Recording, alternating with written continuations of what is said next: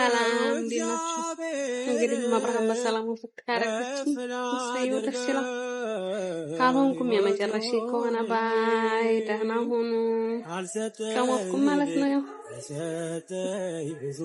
ወዳችኋለሁ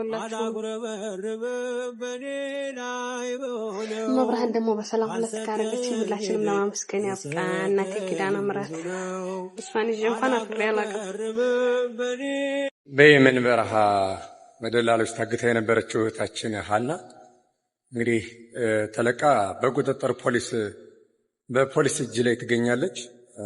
ሁላችሁም ስትጨነቁ መረጃ ስትሰጡ አጀንዳዋን እዛችላት የነበራችሁ ሰዎች በሙሉ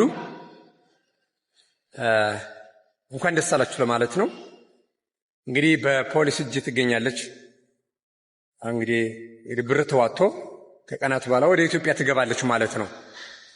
እንዳልኳችሁ ነው ከዚህ በፊት የሃና ገጠመኝ ለሌሎችም በዛው በየመን በረሃ ሽፍራ ካምፕ ላይ እንዲሁም በዚህ በኋላ በእግረኛ ደላላ በየብስ በባህር ለሚሄዱ ተሰዳጆች ሁሉ ትልቅ ትምህርት ነው የሰጠ። ከዚህ ትምህርት የማይማር ሰው ካለ ነገ የሃና እድል እንተጋገዝ። እጅግ በጣም ደስ የሚል ዜናው ምንድነው? ይሄ ጉዳይ እንግዲህ የሃኒ ጉዳይ ከተፈጸመ በኋላ እጅግ በጣም ብዙ ሰዎች ተጨንቀን ብዙ ነገር እያደረግን በውስጥም ብዙ ስራ እየሰራን እንደነበረ ይታወቃል።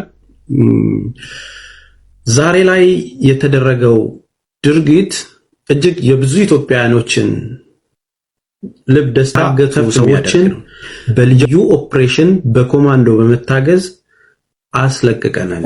ተረጋጉ። ሃና አልተገደለችም፣ በህይወት አለች። በሳውዲ ድንበር የምትገኘው ፈርሻ የብዙ ኢትዮጵያውያን ስደተኞችን ህይወት ቀጥፋለች። ከሴቶች እስከ ወንዶች ድረስ ይህ በሳውዲ አረቢያ ድንበር ላይ የሚገኘው የፈርሻ በረሃ ብዙ ህልሞችን ቀጭቷል። ሆኖም ግን ሃና በደጋግ ኢትዮጵያውያንና ተጽዕኖ ፈጣሪ በሆኑት ትውልደ ኢትዮጵያውያን ባደረጉት ከፍተኛ ርብርብና ተጋድሎ ሃና በፈርሻ በረሃ ታገለች። የደላሎችም ሴራ ተጋልጧል።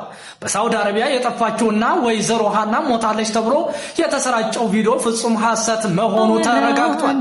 ደላሎች እንደሞተች ፈጥኖ ገራማ የአምላክ ባለሟል ቅዱስ ገብርኤል ስለዚህ ሰማ ፈጥኖ ገራማ የአምላክ ባለሟል ቅዱስ ገብርኤል